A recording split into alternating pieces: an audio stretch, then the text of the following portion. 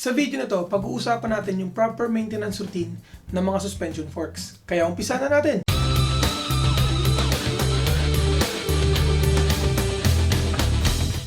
Ang tamang maintenance routine ang nagsisigurado ng smooth operation at mas mahabang buhay sa mga suspension forks natin. Pero paano nga ba ginagawa yung tamang pagme-maintain? Ugaliin natin na linisin yung upper tubes or yung tinatawag natin na stanchion tubes every ride. Yung dumi kasi na nakakapit sa stanchions ang isa sa mga dahilan kung bakit nasisira ang wiper seals. Ugaliin din natin na i-check at mag-inspect ng mga scratches sa stanchion tubes every ride. Hindi problema yung mga mabababaw na gasgas, pero pwedeng masira ng malalalim na gasgas yung wiper seals ng mga forks natin. Check natin yung mga bolts for proper torque once or twice a month. Pwede kasing lumuwag yung mga bolts natin over time, lalo na sa mga kagaya ko na mahilig sa mga trail rides.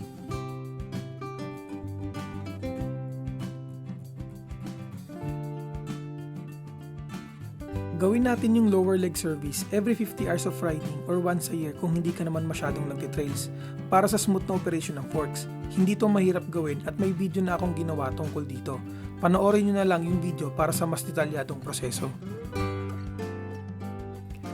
Wag natin kakalimutan na palitan yung fork oil natin every 100 hours of riding or kung hindi ka naman masyadong nagtitrails, pwede mo rin itong isabay sa pag-overhaul ng headset.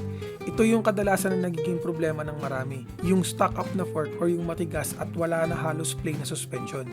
Nangyayari to dahil sa low level or nag-leak na yung oil sa damper cartridge or yung tinatawag natin na lockout mechanism. Tandaan natin na hydrolock ang mga modern forks, kung walang oil, hindi to gagana.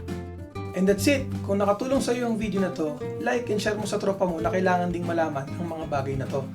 Huwag mo rin kalimutan na mag-subscribe para sa mas marami pang video na kagaya nito.